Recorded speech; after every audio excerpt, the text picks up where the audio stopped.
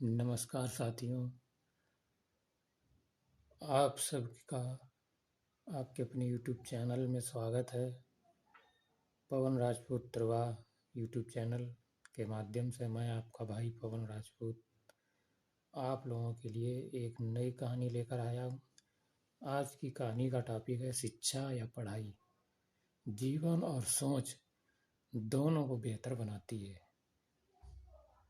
कहानी का टॉपिक है शिक्षा या पढ़ाई। जीवन में शिक्षा का बहुत ही महत्व है। शिक्षा के बिना इंसान अधूरा समझा जाता है। उसका जीवन एक नरक के समान होता है।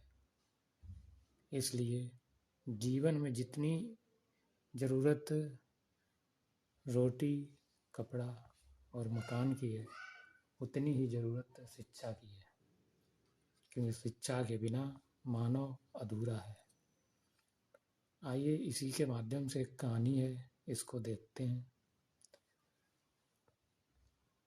कालूराम एक गरीब किसान घर में पैदा हुआ था, जहाँ जीवन यापन बड़ी मुश्किल से हो पाता था। कालू अपने पिता के साथ खेत में काम करने जाता था, तो रास्ते में चहकते कूदते बच्चे स्कूल जा रहे होते, जिन्हें देखकर कालू अपने पिता से कहता, मैं कब स्कूल जाऊंगा। कालू के पिता अपनी गरीबी का हवाला देकर उसे चुप करा देते। कालू के मन में हमेशा ये सवाल आता कि जब आप सबको भगवान ने बनाया है, तो सबके जीवन एक समान क्यों नहीं होते।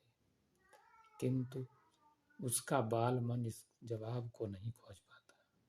एक दिन कालू अपने पिता के साथ खेत से लौट रहा था, तभी जोर की बारिश शुरू हो गई।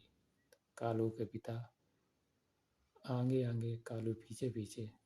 अचानक कालू का पैर फिसला और कालू वहीं गिर पड़ा। तेज बारिश के कारण उसके पिता को उसके गिरने की आवाज़ नहीं सुनाई दी। अचानक एक सज्जन उधर से गुजर रहे थे। वे कालू को कहीं पास में अपनी किराए के कमरे पर ले जाते हैं, और जब बारिश खत्म होती है तो कालू को उसके घर छोड़ने जाते हैं, जहाँ उन्हें पता चलता है कि कालू पैसे के अभाव में स्कूल नहीं जा पाता।